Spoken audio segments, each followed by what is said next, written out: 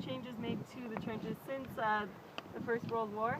So we'll take a little walk through and then we can try and point out what's been restored since then.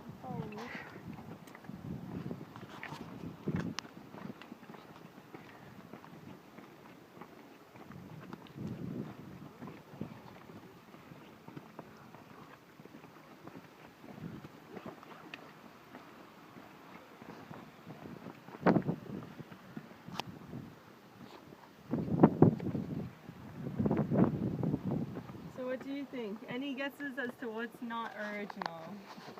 Some more obvious than others, yes.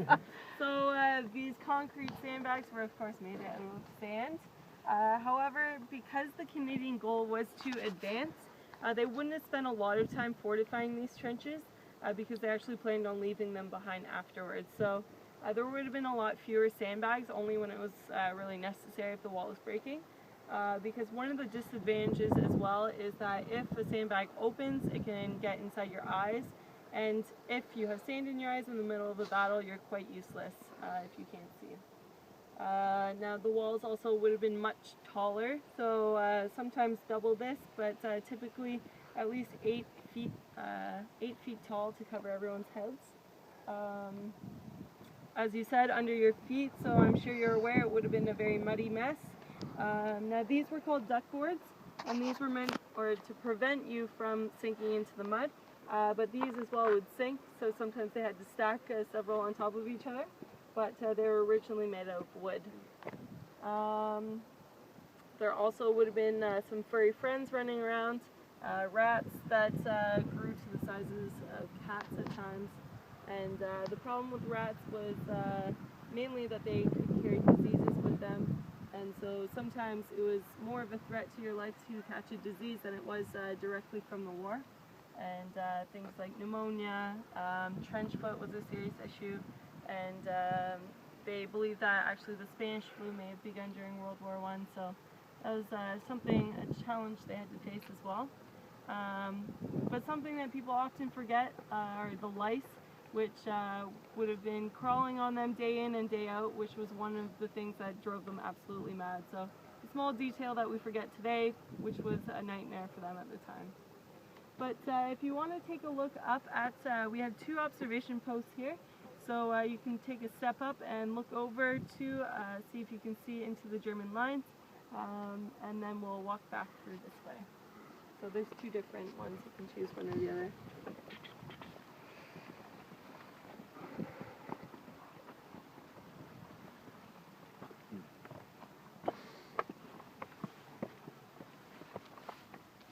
Head your head down here, looking on there, through the hole. The huge mine just down there. Of course, they wouldn't be poking their heads up over here. That's why you can see those metal barriers, but they would probably be using periscopes. You see, look how close the Germans were. They're pretty close, the Germans. Yeah, we're about to see it.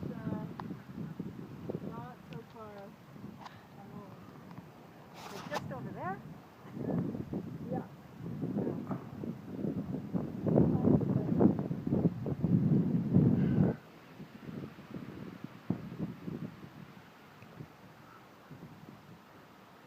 Huge mines out there. Alright.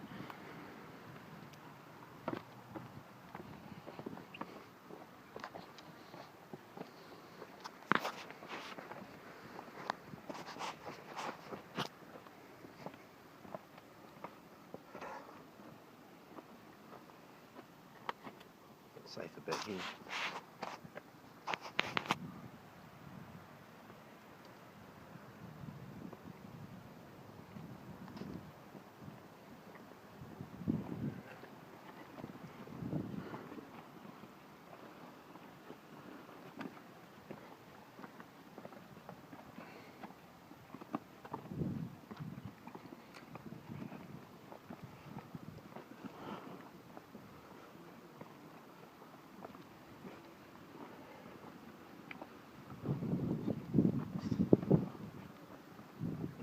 You can see a trench line down through there.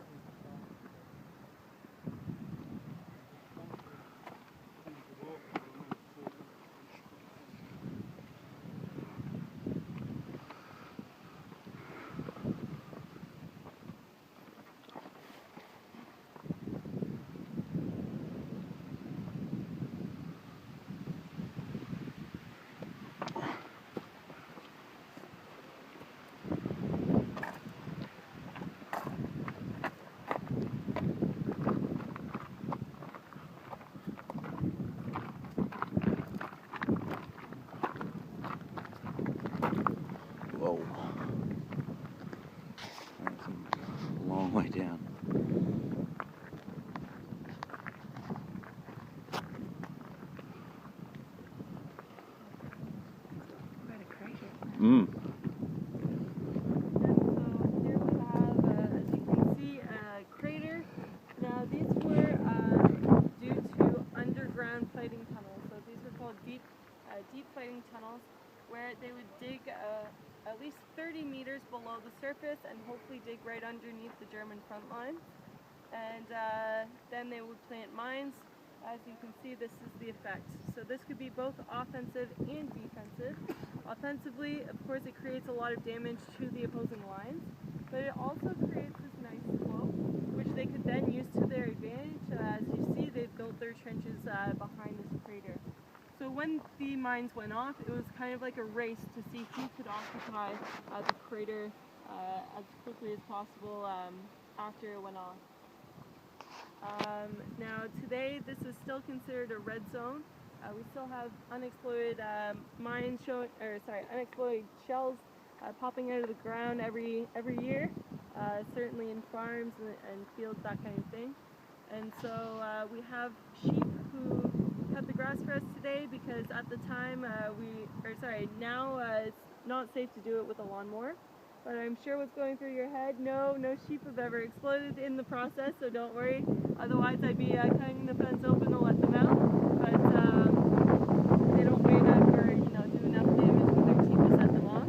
But the reason for all these unexploded shells may have been because at the time of the war, the demand for shells skyrocketed as the war went on. And the factories who were losing some of their men, their experts, to the battle themselves, heading over here, wouldn't have been able to keep up the same amount of quality. So they estimate that about 40% of the shells sent out never exploded. No kidding. So almost half, which is not so good. There were people over behind the temples that we were driving in. Oh, really? Up there doing? I've never actually seen people No, do that that. looked like that's what they were doing. Very possible. Are they on lawnmowers? No. No? Walking. It must just be visitors curious. I hope they're not crossing the fence. Were they? Oh, okay.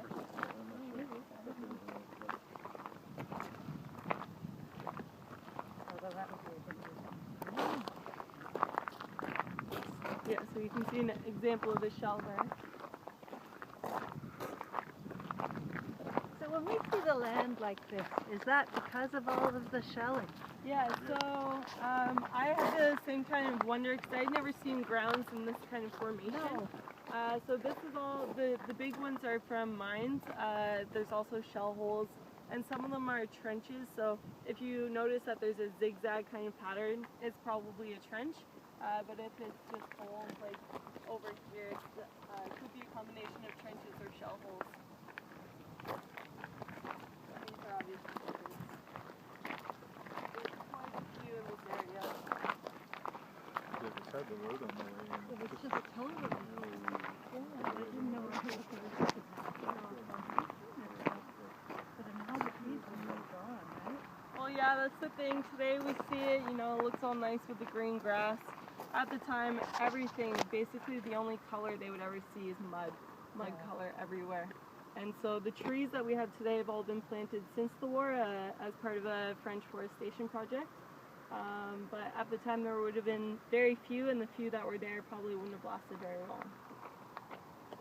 But now, as you can see, we're already over in the German trenches. So the no man's land here was a very unusually small no man's land, about 25 meters, which was about 10 times smaller than the average no man's land, which normally was between 250 meters and 300 meters. So this could be quite scary when you consider a man can throw a grenade about 20 meters distance. A very strong or talented man could possibly get it all the way across into the other trenches. But this here is an original German pillbox. They've redone the top a bit, but as you can see, they've actually used cement inside their trenches. So contrary to the Canadians who had very basic trenches, the Germans would have had very well fortified, even using cement, as I said, nice straight cut corners, and been very well established here in the area. So it's important to remember that they had been here since 1914, so they would have known the area very well as having solid trenches. But just to show you a little bit where the Canadian divisions were located. So we had 4 in total. The 4th was over near where the monument is today. This here was the 3rd division, and the 2nd and 1st were over in that direction. So when I say division, it typically means about 20,000 men. However, here we had reinforced those divisions, and so we totaled out to about 97,000, along with 1 division from the British. So Vimy Ridge here is a very small part of a larger attack. The large attack being the Battle of Arras. So here we occupy about 6 kilometers, just over 6 kilometers front, and in total it was about 20. So you can see we're about a quarter of the entire battle. And the Battle of Arras was actually meant to be a distraction from the attack that the French were going to make just afterwards against the Germans. So our goal was to actually break the German lines. It wasn't so much to capture those grounds as it was to take them away from the Germans who had been using them to their advantage for several years before. So, well, not several, 2, almost 3. We'll make one last stop over here. Now I had a visitor